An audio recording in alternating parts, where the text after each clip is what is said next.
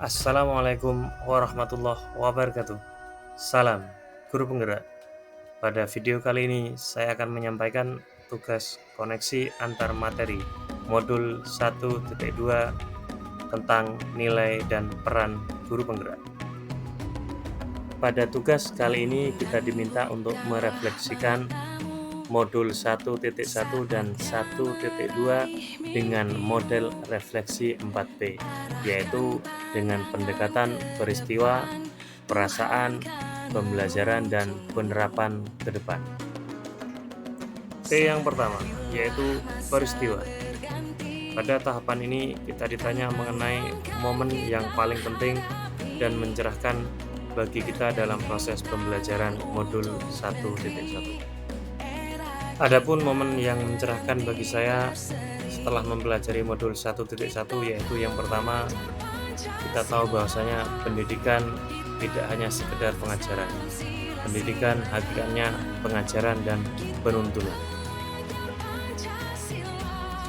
Yang kedua, dalam proses pendidikan, guru hanya bisa menuntun kodrat yang ada dalam diri anak, dan guru tidak bisa menuntut anak untuk bisa semua hal. Yang ketiga yaitu pendidikan menghamba pada anak, di mana setiap proses pembelajaran yang kita lakukan tujuannya semata demi kepentingan anak. Yang terakhir yaitu karakter dan budi pekerti.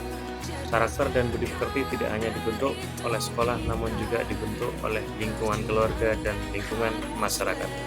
Oleh sebab itu, sekolah perlu berkolaborasi dengan kedua lingkungan tersebut.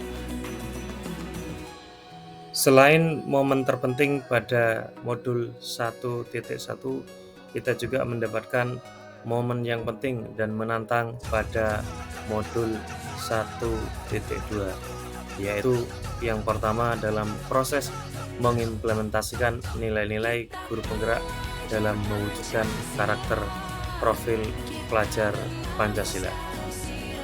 Dan yang kedua, kita tertantang untuk mewujudkan 4 kompetensi guru yang meliputi kompetensi pengembangan diri dan orang lain, kompetensi pemimpin pembelajaran, kompetensi pemimpin manajemen sekolah, dan kompetensi pemimpin pengembangan sekolah. Adapun kaitan antara modul 1.1 dan 1.2 yang saya pahami adalah proses menuntun anak dalam menebalkan garis-garis samar dalam dirinya dilakukan dengan mengimplementasikan nilai dan peran guru penggerak agar tercipta profil pelajar Pancasila. P yang kedua, yaitu perasaan. Pada tahapan ini kita ditanya apa yang kita rasakan saat momen tersebut terjadi. Saat momen tersebut terjadi, saya merasa seperti bagaikan patung, di mana saya terdiam dan hanya bisa introspeksi diri untuk lebih baik lagi. Karena pada proses pembelajaran sebelumnya, saya lebih banyak menuntut siswa untuk bisa mencapai kompetensi yang telah ditentukan. Selain itu, setelah saya tahu bahwasanya kita sebagai guru harus mempunyai 4 kompetensi, maka saya merasa tertantang untuk mengimplementasikan nilai dan peran guru penggerak serta menguasai 4 kompetensi tersebut yang meliputi kompetensi pengembangan diri dan orang lain, kompetensi pemimpin pembelajaran, kompetensi pemimpin manajemen sekolah, dan kompetensi pemimpin pengembangan sekolah.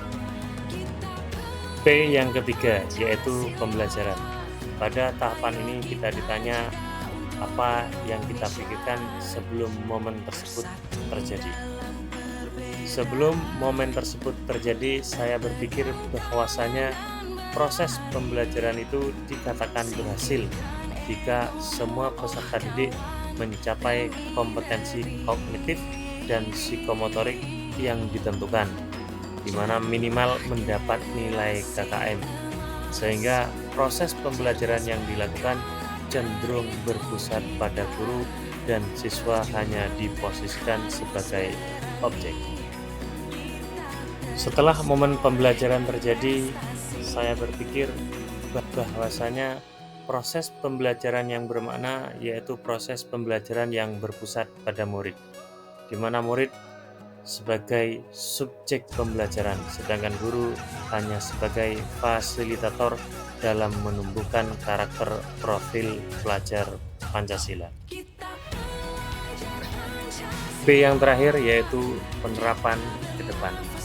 Pada tahapan ini kita ditanya mengenai apa pengembangan diri yang sederhana, konkret, dan rutin yang dapat saya lakukan sendiri dari sekarang untuk membantu menguatkan nilai-nilai dan peran saya sebagai guru penggerak.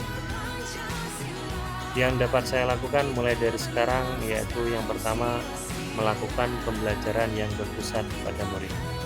Yang kedua, memanfaatkan berbagai media belajar, presentasi ataupun evaluasi.